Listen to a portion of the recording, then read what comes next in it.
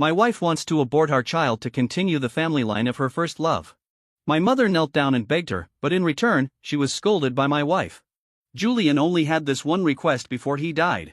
Why can't you fulfill it? You're so selfish. My mother was so stimulated that she had a heart attack and passed away, filled with resentment. In order to get pregnant as soon as possible, she skipped my mother's funeral and went for the surgery alone. She even posted a status on WeChat moments before the surgery: "I will paint your dream. I have no regrets in this life for you and for myself." I left a comment with a cold face: "Since you love him so much, why don't you become a family with him?" After leaving the comment, I immediately blocked Luna and went to the cemetery, holding my mother's ashes. Before the ceremony was over, Luna's father called, his tone full of anger and blame. "James, it's not Luna's fault that the child didn't develop well. You made her go for the surgery alone, and you haven't been seen for several days since she was hospitalized. Is that what a decent person would do? Luna really went to great lengths. It's bad enough that she secretly aborted the child, but she also distorted the facts and smeared me." I took a deep breath and tried my best to suppress the anger in my heart. "Please tell Luna that I have already entrusted a lawyer to draw up a divorce agreement, and the lawyer will personally send it to the hospital." Luna grabbed the phone and scolded me with a sobbing voice. "This is related to the inheritance of a family's bloodline. Can't you be more magnanimous?" I felt as if I had heard the biggest joke in the world and couldn't help but sneer. When she aborted my child, did she ever think about the inheritance of our family's bloodline? Did she remember how many little clothes my mother knitted with pain for the child in her belly? But I was too lazy to argue with her and just said indifferently, "If you have any objections to the agreement, communicate with my lawyer. I will come back to go through the formalities with you after you sign it." After that, I didn't want to hear her response and ended the call directly. After my mother was laid to rest, I packed my luggage and flew to Haysher. Over the years, I gave up too much for Luna, my career, my social circle, and my relatives. She couldn't stand being apart, so I gave up the promotion opportunity that I had finally won. She didn't like my friends, so I gradually cut off contact with them. She said it was difficult to get along with her mother-in-law, so I sent my mother back to our hometown. In this marriage, she was like a tyrannical ruler. She took for granted all the privileges of the beloved and consumed my emotions without any scruples. The loss of the child was like a cold blade cutting the emotional bond in my heart, making me unable to feel any love for her anymore. I knew that from then on, I would live for myself. After arriving in Haysher, I worked closely with the HR and quickly set up the personnel structure of the new company. I led the team to start from scratch, and it has now grown to more than 20 people and brought millions of business to the company. The efforts during this period rekindled my passion and motivation for work. It turned out that without Luna's constraints, every day was so free and full of possibilities. During this time, I kept in touch with my lawyer. He also did his best and submitted the divorce agreement to Luna many times. But Luna always found various excuses to shirk and didn't give a positive response. I was prepared for a long battle and asked the lawyer to first submit a divorce application to the court. 2 months later, I flew back to Shinshin and was ready to attend the court session the next day. On the way back, a friend sent me a screenshot of Luna's WeChat moments. "Even if the world doesn't understand, I will still cling to my original intention." The picture attached was a close photo of Julian holding flowers and Luna. If it were before, I would have been so angry that my face turned pale and would have had an argument with Luna. However, now, when I saw these things, I felt nothing inside. I treated it indifferently, as if I was watching someone else's joke. It was already late at night when I got home. As soon as I opened the door, Luna sat on the sofa with her arms crossed, looking at me with red eyes. "James, how dare you block me? Why did you leave Shining without saying a word and stay away for 2 months? Do I need to report to you when I block you or go somewhere? Why are you looking for me? I'm just getting in the way of your love affair with Julian." I replied indifferently. Blocking her was nothing compared to what I had persevered with in the past. I dragged my suitcase inside and saw the red roses that Julian gave to Luna were conspicuously placed on the dining table. "The roses he gave you are quite nice, but I advise you not to put them in my house. My mother passed away not long ago, and everything should be kept simple." Luna's face turned pale instantly, as if she just realized that my mother died because of her anger. I glanced at her indifferently. "Go to bed early. We have to go to court early tomorrow morning." Luna was stunned for a moment and looked at me with a frown. "Do you really have to go this far?" "I promise, after Julian's child is born, I'll have one for you. Besides, I just had the surgery. How can you still want a divorce from me at this time? Were all your previous tenderness and love just an act?" Her way of thinking was always unpredictable. It seemed that the child in her belly was something dispensable, and she could freely decide whether to keep it or not. Luna seemed to have forgotten that my mother only had 1 year to live, and she was looking forward to the child's birth more than anyone else. She gritted her teeth through chemotherapy and took the unpalatable medicine just to live until the day she could see the child. Unexpectedly, her only hope was brutally cut off by Luna. I looked at her mockingly. "Did I ask you to have the surgery? You're almost being intimate with Julian. Do you think I would still want you?" "I'm not the one who thinks you're dirty, but I find it disgusting." The main reason why my mother was so angry that she died was that she learned that Luna planned to have a child for Julian through natural conception. Luna looked at me in disbelief. "Haven't you understood after more than a year of preparing for pregnancy? A child conceived naturally is the smartest. Since I'm going to have a child for Julian, I definitely have to choose the best way. Besides, it was just 1 or 2 times. Do you really have to mind so much?" I was so angry at Luna's shameless words that I laughed, and my determination to get a divorce became even stronger. "It doesn't matter if I mind or not. Solve everything tomorrow, and you can have a whole brood for Julian if you want. I'll sleep in the guest room tonight." My words seemed to ignite the anger in her heart. She stared at me with wide eyes, pointed at me angrily, and said in a sharp and firm voice, "You said this, James. You'd better not regret it."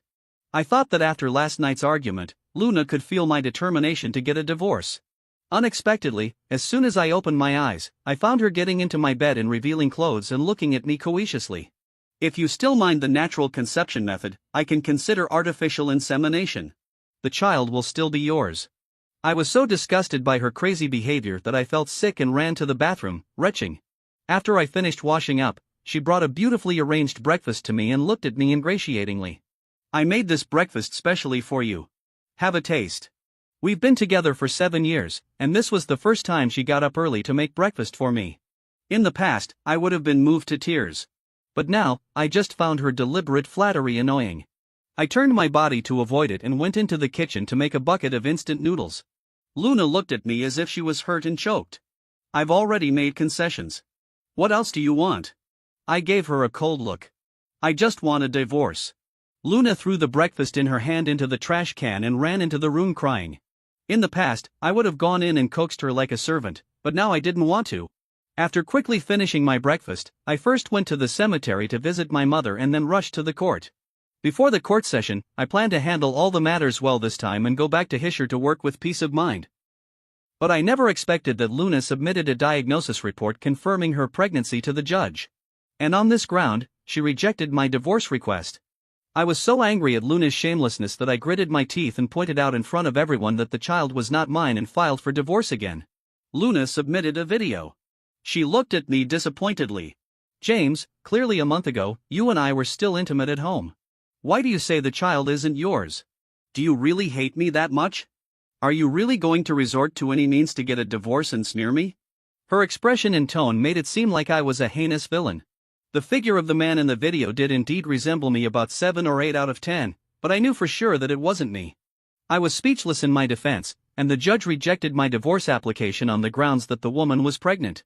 Before leaving the court, Luna blocked me in the parking lot. "James, if you're not going home, where are you going? I'm pregnant, and I need your care." I was already in a bad mood, and Luna's words made me extremely angry.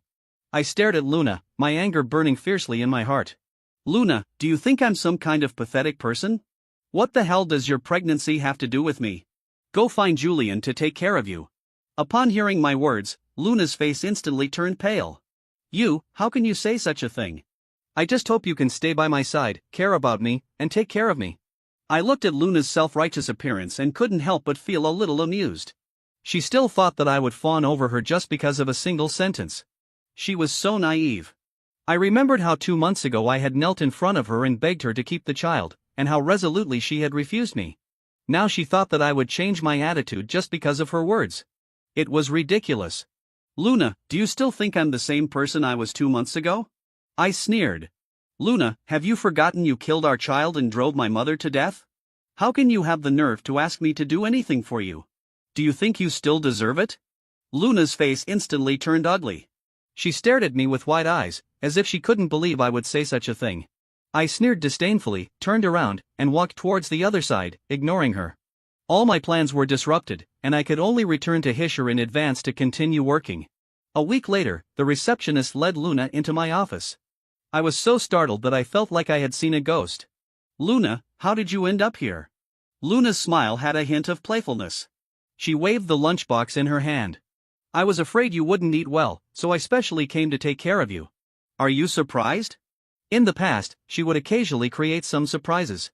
At that time, I adored her playful appearance and felt that loving her for a lifetime wasn't enough. But ever since Julian came back, I had never seen such surprises or that smile again. Looking at that playfulness that once made my heart flutter, now only felt a chill run down my spine. Nausea and anger welled up in my chest, and I gritted my teeth and scolded Luna. "Are you addicted to acting? Do you think I'll be touched if you play the role of a virtuous wife and good mother?" I pointed at her belly, looking as if I wanted to tear her apart. "Pay attention to your prenatal education. You come to deliver food to me with that bastard in your belly.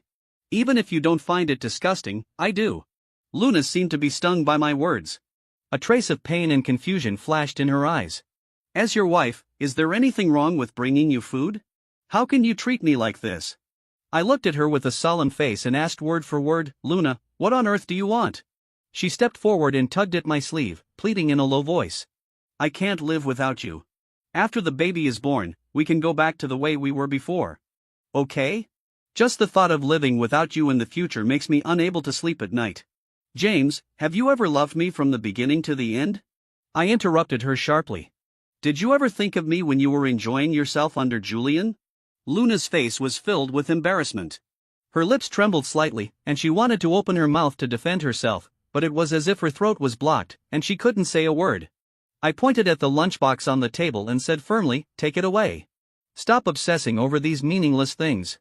Seeing that I was giving her the order to leave, Luna asked eagerly, "Wait, what on earth do I have to do for you to give up on divorcing me?"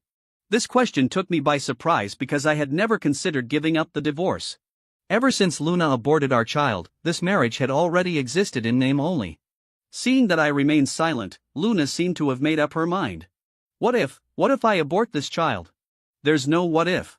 Since you aborted our child, our fate has already ended," I answered without hesitation. In my opinion, she couldn't possibly make such a decision. Julian's position in her heart was deeply rooted. Besides, Julian was still alive, and she couldn't possibly get rid of his child without his consent. The reason she asked such a question was just to try to figure out my feelings and see if I still had the slightest bit of affection for her. Luna suddenly burst into tears, sobbing uncontrollably. "I just wanted to leave a child for Julian. You used to agree to everything I asked. I thought this time you would also agree to it." "Yes, I used to agree to everything she asked. On our 5th anniversary, I had a high fever that wouldn't subside, but she insisted on having a unique anniversary. Despite my physical discomfort, I reserved her favorite restaurant, prepared a surprise for her with my own hands, and carefully selected the gift she had always wanted.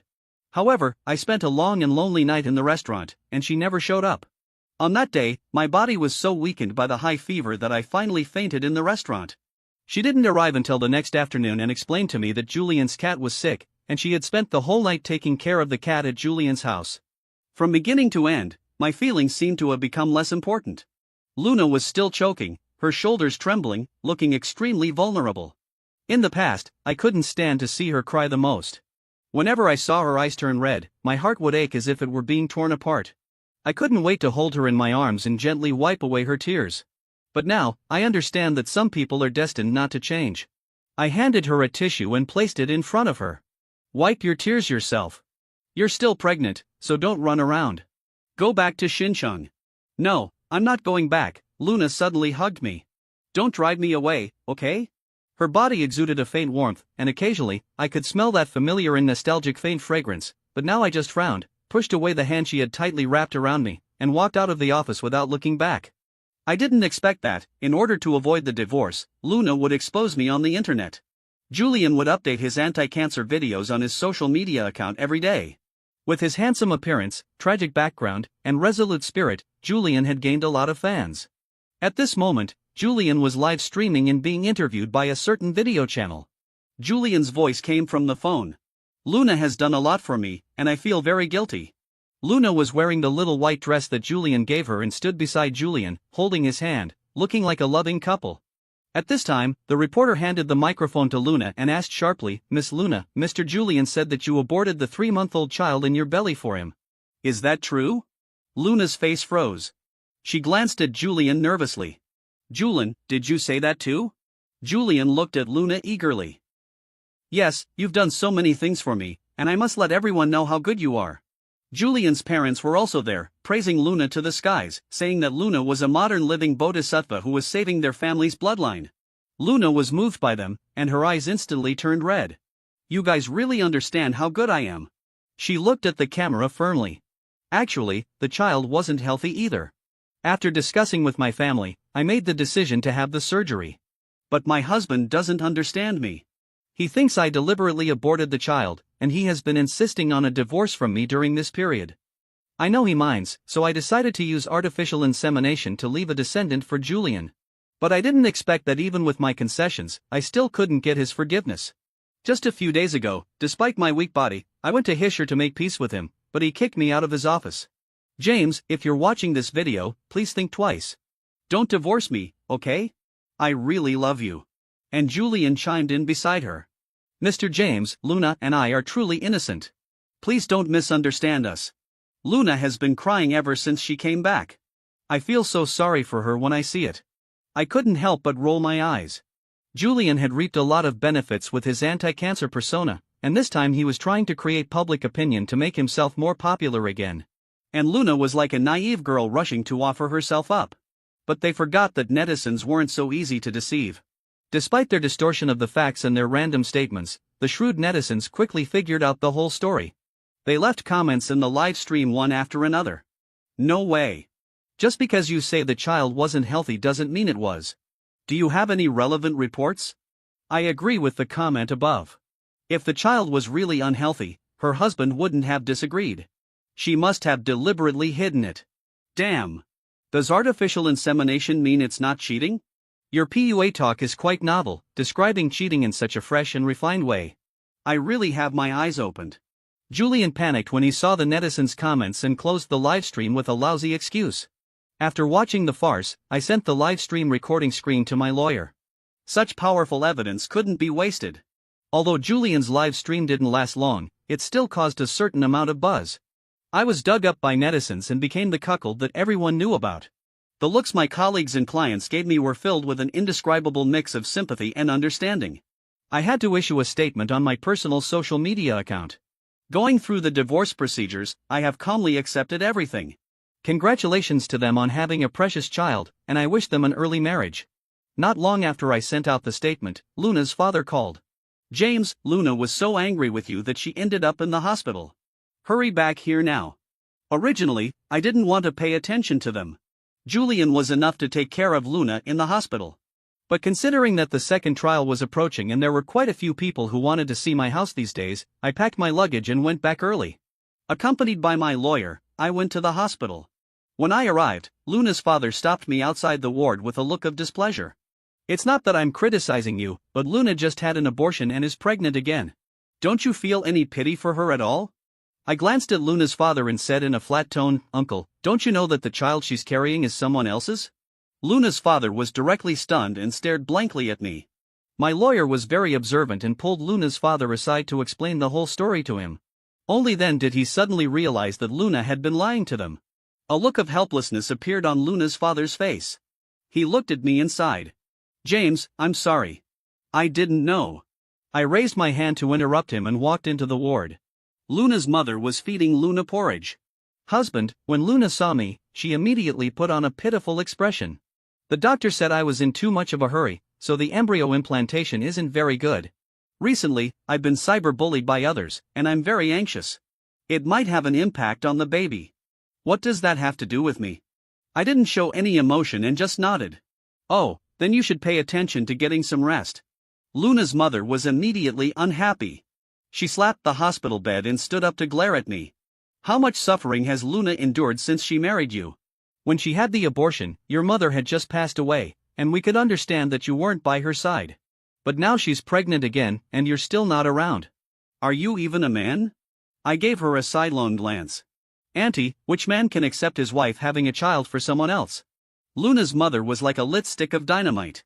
She pointed at my forehead and shouted, "You don't have the ability to keep your wife in line. Who else can you blame for this?" I was too lazy to beat around the bush with them and just came clean. I only blame myself for not divorcing Luna earlier. Then my mother wouldn't have been so angry that she died. "Luna, if you still have some regard for our 7 years of relationship, you better sign the divorce papers quickly when the court is in session in a few days." "James, do you really have to be so heartless?" There was a look of disbelief in Luna's eyes, and her voice trembled slightly. "Is our 7-year marriage going to end so easily? You can't put all the blame for your mother's death on me." Clearly, her life was already coming to an end. I took a deep breath and tried my best to stay calm. "Luna, it's not that I'm heartless, but you've never been serious enough about our marriage. From the moment you aborted the child without my consent, you should have known that there's no chance for us anymore." I remembered the days when Julian first returned to the country. Luna was like a lost soul. She always created various opportunities to be alone with Julian, taking care of him meticulously and attending to every detail. I still remember that time when I was under so much work pressure that my body had serious problems, and I could hardly live a normal life. I called her, hoping she could come back and take care of me. However, she told me that she was having dinner with Julian and asked me to take care of myself. At that moment, my heart seemed to be torn apart, and I felt an unprecedented sense of loneliness and helplessness. There were many, many such things. They were like sharp knives stabbing into my heart, gradually wearing away my trust and affection for her. And the matter of the child was the last straw that broke the camel's back. "If you mind Julian's existence, don't worry. He's dying. He only has half a year left to live. Are you happy now?" Luna straightened her chest, feeling nervous inside. Her face turned from white to red, and she defended herself in a hoarse and trembling voice. "If I had a choice, I would definitely let our child be born first. But Julian only has half a year left. He can't wait. Can't you understand me? You can only divorce me over my dead body." I was suddenly both amused and annoyed by her stubbornness and completely lost my patience to argue with her any further. "Luna, don't think that just because you're pregnant, I can't do anything about it. The worst-case scenario is that after the child is born, I'll apply for a paternity test. Once the results are out, the judge will still grant our divorce." After I finished speaking, I turned around and left the room. Before the second trial, the lawyer submitted the latest evidence we had collected. Luna had no way to defend herself this time and could only admit that the child in her belly was Julian's. "Judge, what I did was a good deed. Why are you siding with James? Why can't any of you understand me?" Everyone present looked at her with strange looks, as if they were looking at a complete lunatic. The moment I got the divorce certificate, I couldn't help but heave a sigh of relief. Luna, however, looked at the divorce certificate in her hand with a blank and dazed expression, as if she had lost her soul. She tried to smile but could only force a bitter smile. "I feel like a joke. I used to think that no matter how much I misbehaved, you would forgive me. But now," her voice gradually choked up, and tears welled up in her eyes. "I couldn't help but sneer. Love is equal. No one should sacrifice everything for another person." Luna was about to say something else, but I picked up my phone and waved it in front of her. "I'm really busy now. I'm leaving." She stared deeply at my retreating back. Perhaps she still couldn't get used to the fact that I was no longer revolving around her. It took me a week to say goodbye to Shinshin. Once, I decided to stay here for Luna. Now, I was leaving for the same reason. When packing my luggage, I found the little sweater that my mother had carefully knitted for the child who had never been born. I couldn't help but burst into tears. Looking back, everything had changed. The night before I left Shinang, I gathered all my friends to celebrate my rebirth and liberation. Those friends who had drifted away because of Luna warmly hugged me when they saw me. "Bro, long time no see. Congratulations on regaining your freedom. Great. You've finally gotten rid of that shackle that bound you. This divorce is a good thing. You deserve a better life." That night, they poured out all the things they didn't dare to say or couldn't say before. I also laughed at myself and used humor to diffuse the stupid things I had done over the years. After dinner, everyone still wanted to continue, and they all suggested going to the next place. Since I had nothing to worry about, I naturally wouldn't dampen everyone's spirits. I led the group to the most famous KTV in Shining. When we reached the lobby, we ran into Julian, who was supposed to be in the hospital. He was hugging a young woman affectionately, and there was no sign of the illness he showed during the live stream in his behavior. He was clearly taken aback when he saw me, but he quickly regained his composure and passed me by gracefully. My friends all stopped to watch and marveled. "Damn, he's about to die, but he can still go out to pick up girls. Damn, is it really so romantic to die under a woman's skirt? I originally wanted to privately remind Luna, but then I quickly dismissed the idea. Respect other people's fates and don't interfere in other people's karma. After returning to Haising, I immediately threw myself into the intense work. My friends in Xinqing often thought of me. They either introduced me to potential partners or told me some gossip about Luna. The incident that night still reached Luna's ears, and she had a big argument with Julian in the hospital. Julian thought he had completely controlled Luna and didn't bother to pretend anymore. He directly came clean with Luna. I'm almost dying. Do you expect me to be faithful to you? Are you kidding me? I'm not a fool like James. Don't you understand the importance of seizing the day? You go home and take good care of your pregnancy. If you make my precious child suffer any harm, I'll hold you accountable. Even Julian's parents changed their previous grateful attitude and started yelling at Luna. What's wrong with a man having some fun outside as long as he has you in his heart? That's enough. To be honest, it's your fault that Julian is like this. You didn't serve him well. Luna was so angry that she was rushed to the emergency room, and she lost the baby. And because Luna had 2 induced abortions in a short period of time, she completely lost the qualification to be a mother. After hearing this, I couldn't help but sigh. At first, when Julian broke up with Luna, he disliked that Luna's family was poor and turned around to embrace a senior schoolmate who came from a good family but had an ordinary appearance.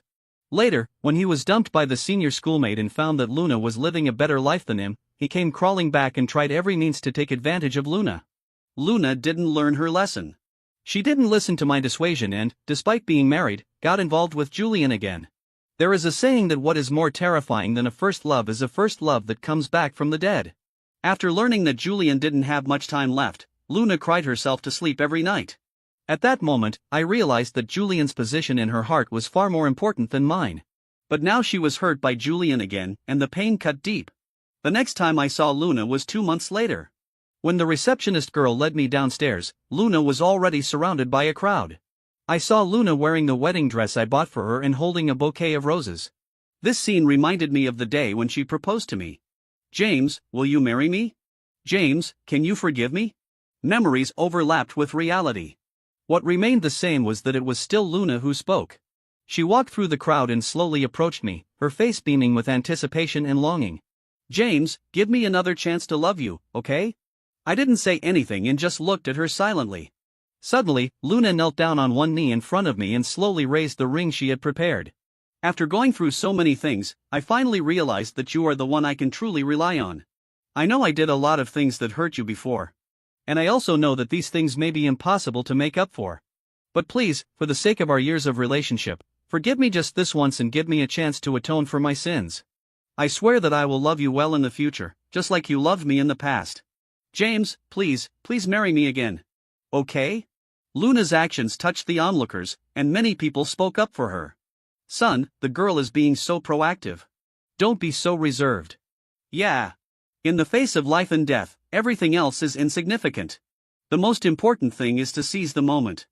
I couldn't help but sneer. They didn't know that I had lost 2 loved ones in one day. And the culprit was now standing on the moral high ground, trying to morally kidnap me with public opinion. We're already divorced. You should go home. Thank you for finally realizing how much I've given to you over the years. Unfortunately, it's all too late now. Suddenly, I felt a chill. It turned out that raindrops started falling on my face. The sky suddenly turned gloomy, and it started raining without any warning. The originally gathered crowd quickly dispersed because of the rain, and soon only Luna and I were left in the square. We stood there in the rain, letting the rain soak our clothes. The bouquet of flowers in Luna's hand was also wet by the rain. The petals were covered with mud, and it lost its original freshness. And this bouquet of flowers was just like the love between us.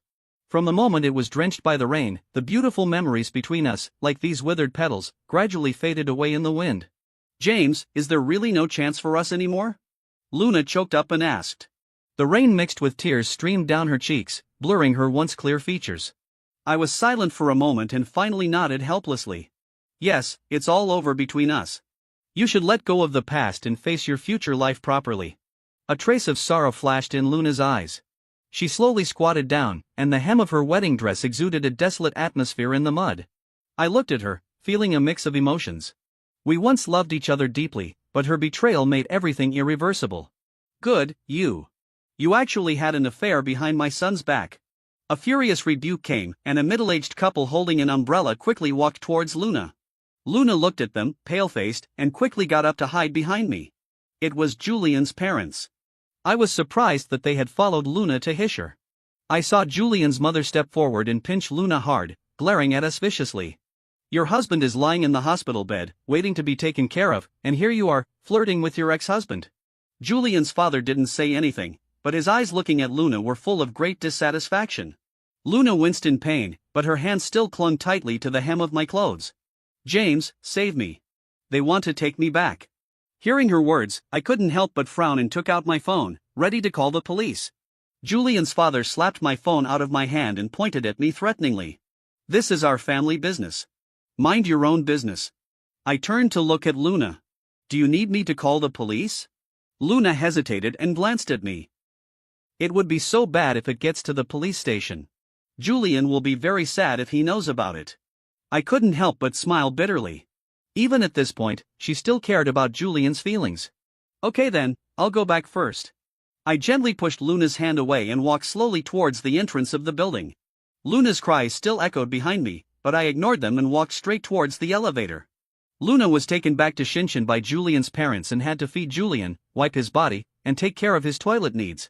During this period, Luna's parents went to the hospital and tried to forcefully take Luna home.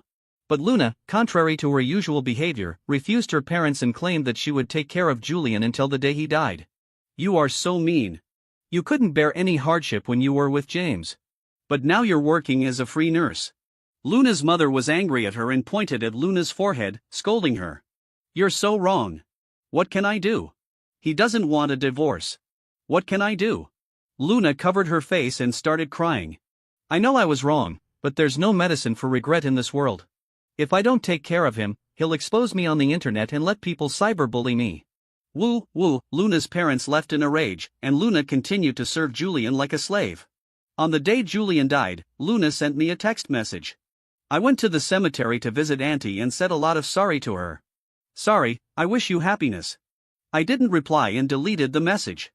3 years later, I took my wife, who was 5 months pregnant, back to Shinshin and visited my mother at the cemetery. Isabella stroked her belly and said softly, "Mom, James showed me the little clothes you knitted. They're all very beautiful." I stood beside her and gently stroked the stray hair on her forehead. "Mom, Isabella treats me very well. Don't worry." When we were leaving, we met Luna. She stood in front of me, holding a bouquet of flowers, staring blankly at the hands Isabella and I were holding tightly. I pulled Isabella to the side to make way for her. "Wife, be careful of your belly." Hearing my words, Luna's eyes filled with tears, and she slowly walked into the cemetery. "Luna," I softly called out to her. "Thank you for often coming to visit my mother, but she told me in a dream that you were disturbing her." Luna was stunned. After a moment of silence, she said in a low voice, "Okay, this is the last time." Since then, Luna never went to the cemetery again. My mother finally had peace, and she stopped coming to me in my dreams. It was only on the day my child was born that I dreamed of her. She was holding a child and waving at me from a distance. "Son, I'm taking this poor little one to be reincarnated. Take care of yourself."